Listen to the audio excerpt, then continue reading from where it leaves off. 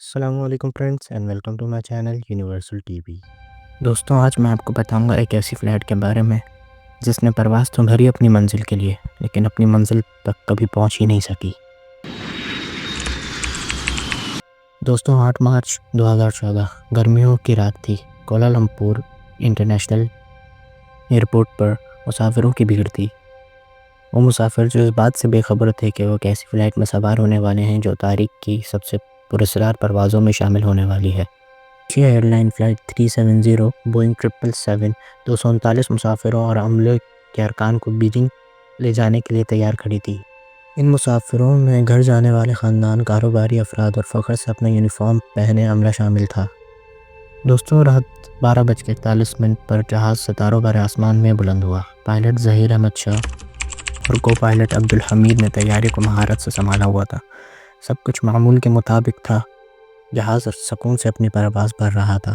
مسافر اپنی نشستوں پر بیٹھے تھے، کچھ سو گئے تھے اور کچھ لوگ اپنے انٹرٹینمنٹ کے لیے جہاز میں لگی ہوئی اسکرین استعمال کر رہے تھے، اور جہاز بلندی پر آرام سے اڑ رہا تھا۔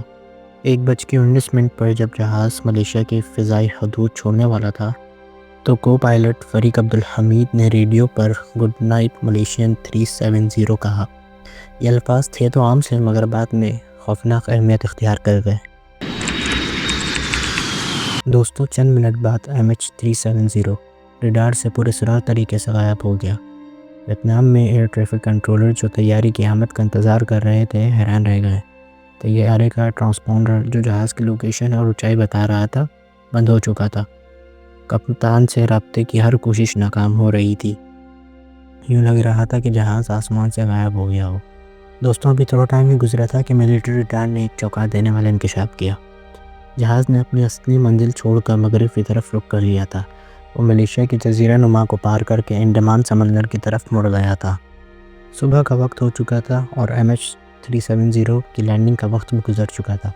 بیجنگ میں انتظار کرنے والے مسافروں کے گھر والے خوفزدہ ہو رہے تھے۔ چند گھنٹوں بعد ملیشیا ایئر لائن نے دل دہلانے والا اعلان کیا کہ ہم طیارے سے رابطہ کھو چکے ہیں۔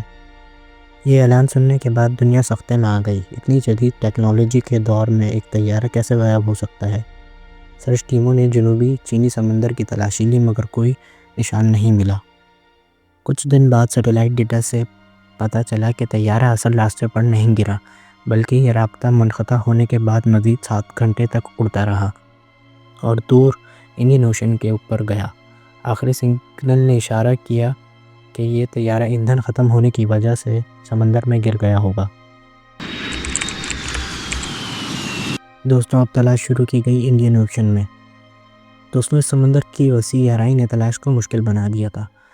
ہوائی جہاز، بحری جہاز اور ہر طرح کی ٹیکنالوجی اس علاقے کی تلاشی لے رہے تھے، مگر کچھ نہ ملا۔ 2015 میں ایک جزیرہ ری یونین پر جہاز کا ایک ٹکڑا ملا جس کو انویسٹیگیٹر نے کنفرم کیا کہ یہ MH370 کا ہی ہے۔ اس کے بعد موزمبیق، مڈغاسکر اور تانزانیہ کے ساحلوں پر بھی کچھ ملبہ ملا، جس سے تصدیق ہوئی کہ طیارہ جنوبی انڈین اوشن میں ہی آ کر گرا ہے۔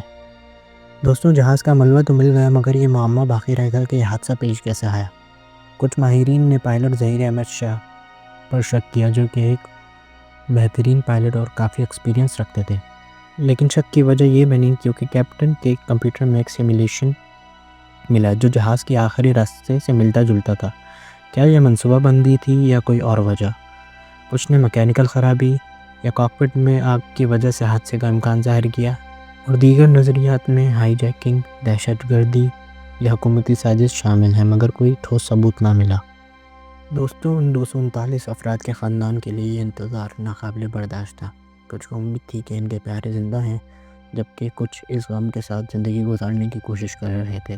2017 میں یہ تلاش آفیشیلی ختم کر دی گئی، مگر 2018 میں ایک پرائیویٹ کمپنی نے دوبارہ کوشش کی، مگر ان کے ہاتھ بھی کچھ نہ لگا۔